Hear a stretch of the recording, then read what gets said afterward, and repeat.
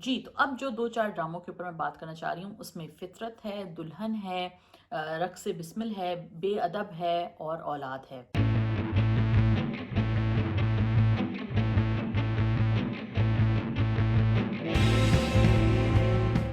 तो बेअदब और औलाद दोनों सिमिलर थीम्स हैं। माँ-बाप से बच्चों का बिछड़ना, माँ-बाप का बच्चों के लिए इतना कुछ करना और फिर बच्चों का ना समझना।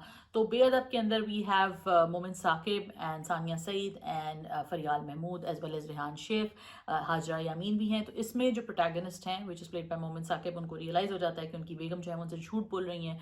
उन्होंने उनके वालिद के ऊपर झूठा इल्ज़ाम लगाया है। तो इस एपिसोड में कुछ समहाउ कमअपन्स आपको फ़ील होती है, आपको रियलाइज़ होता है। लेकिन the pace is very slow and I wish that they would just hurry it up a little. Whereas on the flip side, औलाद is very fast paced, बहुत तेजी से भाग रहा है ये शो। बट अच्छा शो है, बट बहुत बहुत बहुत सैड शो है। मतलब काफ़ी दुख होता है देख के शो को। सो अगर आपको रोने धोने का बहुत ज़्यादा शौक है और स्पेशली अगर आप पेरेंट हैं और आप इस दुख से रिलेट करना चाहते हैं, तो आप ज़रूर ये शो देखें, क्योंकि इस शो में तो बहुत ज़्यादा दुख भरे में भई औलाद के। और सबसे मज़े की बात ये है कि एक ऐसा ख़ानदान जो कि अपनी बेटी की शादी एक ऐसे ख़ानदान में करना चाहता है जिसमें कहता है कि जी इनकी जमा पूंजी वाला घर है वो हमारी बेटी के नाम कर दें। Like how does that make sense? Do people do that? I think they do that, या probably they do that, but whoever's doing it is clearly materialistic. And why do people go after these kind of people? I mean, like, I don't know. Anyway, so ये थी इसकी story फिलहाल so far. बाकी आगे आप देख सकते हैं शो भी, और आप भी मुझे बता सकते हैं कि आपको ये शो अच्छा लगा या बुरा लगा। फिर बात कर लेते हैं फितरत के ऊपर। भाई इतना बड़ा सीरियल है ये फितरत के ऊपर, तो मैं क्या बात करूं। आई थिंक सब बहुत ऑब्सेस्ड है, मैं खुद बड़ी ऑब्सेस्ड हूँ इस शो से। Saboor is such a fantastic actress. इंतहाई कोई वाहियात किस्म का किरदार है ये, लेकिन वो इतने अच्छे से उसको डिस्प्ले कर रही हैं। लिखा हुआ भी बहुत अच्छा है, तो इससे बिलीवेबिलिटी भी डेवलप हुई हुई है। डिफरेंट टैंजेंट पे चला गया है। अब जो है अलीज़े के बारे में बात हो रही है कि जी उनकी शादी कैसे होगी, जबकि भाई एक अगर इतने बड़े असॉल्ट से, इतने बड़े ट्रॉमा से वो गुजरी हैं, तो उनको कुछ अर्सा तो भाई छोड़ दें। शादी हल मसले का हल नहीं होती, लेकिन ऑब्वियसली हमारे यहाँ ख़ानदानों में ऐसा ही सोचा जाता है। लेकिन आई होप कि वो कुछ ऐसा इसमें दिखाएं आगे जाके कि उनको कैसे रिकूपरेट करने के लिए ये बात भी समझनी चाहिए कि शादी हर मसले का हल नहीं होता, और थेरेपी वगैरह के लिए भी उनको दिखाएं एंड एवरीथिंग। कुछ डॉक्टर्स का एंगल उन्होंने दिखाया है। आई जब तक आप ये शो देखेंगे, आई डोंट नो आपको वो कुछ आया होगा ऐसा या नहीं। लेकिन आई फील कि थोड़ा एम्फेसिस और होना चाहिए। On the other side, I'm so glad that Zubab Rana's character has finally spoken up, and she, really slaps back to Salman Jalani's character. And it's just really, really satisfying to watch that she's finally come into a spine of her own. And I like the fact that they've kept this difference, एक distance रखा हुआ है दूसरी love story को develop करने से पहले। वो अचानक ही वो जो डेवलप हो जाती तो फिर आई गेस पूरी स्टोरी खत्म हो जाती। लेकिन अच्छा है कि थोड़ा डिफरेंस रखा हुआ है ज़ुबाब राना और ज़ैन बेग के किरदारों के बीच में। So on the flip side, you have a lot of crazy evil, and on the other side, you have a lot of crazy good. I think it's the battle between good and evil which draws people to look and get addicted to stories like this. People want direct answers. People want good people and bad people, and they want good people to win and bad people to lose. And I think that's one of the main reasons why people are addicted to फितरत। बात कर लेते हैं रक्स बिस्मिल के बारे में। Musa played by Imran Ashraf falls in love with Zohra played by Sara Khan. सारा खान जो है वो, उनकी जो फैमिली है वो गालिबन एक ऐसी फैमिली है जो कि हुआ in the flash trade business, और मूसा जो है वो एक गद्दी नशीन और एक बहुत ही फैमिली ओनर टाइप की फैमिली से बिलोंग करते हैं। तो what will happen when these titans will clash, जब ये दोनों खानदानों के बीच में एक एक्सपोजर होगा कि जी दोनों प्यार करते हैं, नहीं करते हैं, शादी करते हैं, करना चाहते हैं, तो क्या होगा। That is what I am looking forward to. Interestingly the whole show is shot very well. जो उसकी पूरी शूटिंग स्टाइल है वो सिनेमैटिक है, ये मैं पहले भी कह चुकी हूँ। That's one of the reasons why I am interested in the show, but otherwise ऐसा कुछ है नहीं खास शो के अंदर जो आपको ग्रेविटेट करे।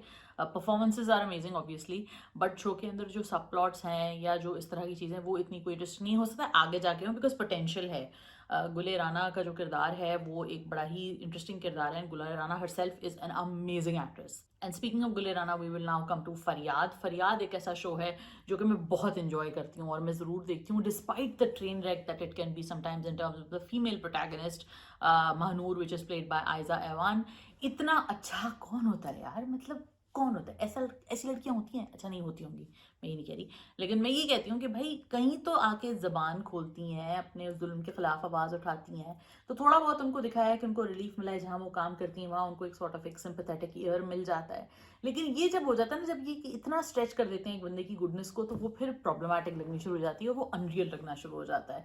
On the flip side we have Murad played by Zahid Ahmed, beautifully played by Zahid Ahmed, I must से।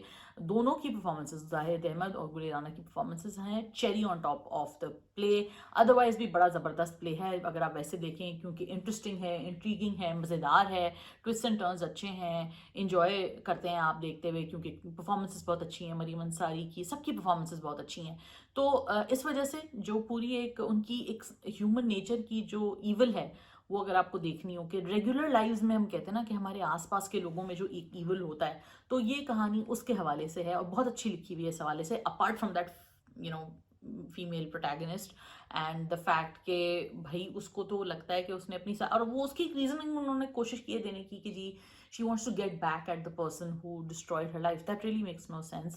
But okay, maybe there are people like that who are self-destructive, and out of, you know, maybe just by trying to be self-destructive, they are ending up looking as the goody two shoes, but they're actually just being self-destructive. But I wish if this was the point, they had explored it a bit more.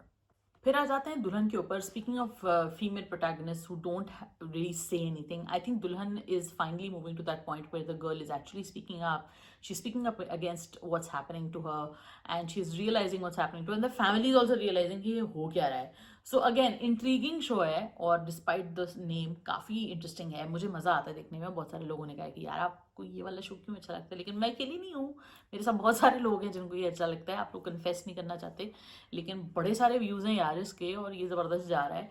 तो सुम्बुल इकबाल खान है, मशाल खान है, फैज़ान ख्वाजा है, समी खान है. तो definitely एक ऐसा शो है जो कि काफ़ी इंटरेस्टिंग है और काफ़ी मज़ेदार सा है इस हवाले से, क्योंकि twist and turns like I said काफ़ी हैं. तो अगर कोई ट्विस्ट एंड टर्न्स मज़ेदार तरीके से दिखाया हो और उसमें एक्टिंग भी अच्छी हो, तो फिर डेफिनेटली मज़ा आता है देखने में. सो ये थी मेरी लिस्ट. आई थिंक मैं कुछ शायद मिस भी कर रही हूँ, लेकिन अगर जो भी मिस कर रही हूँ तो मैं कोई लेटर रिव्यू में बना दूंगी. आप मुझे अपनी लिस्ट बताइए और बताइए कि आप लोग आजकल क्या देख रहे हैं और आपको ये वाले रिव्यूज़ कैसे लगे, और आप कौन सा ऐसा ड्रामा है जो चाहते हैं कि मैं रिव्यू करूँ. Thank you so much for watching once again. अपना बहुत ख्याल रखिए. खुदा हाफिज़.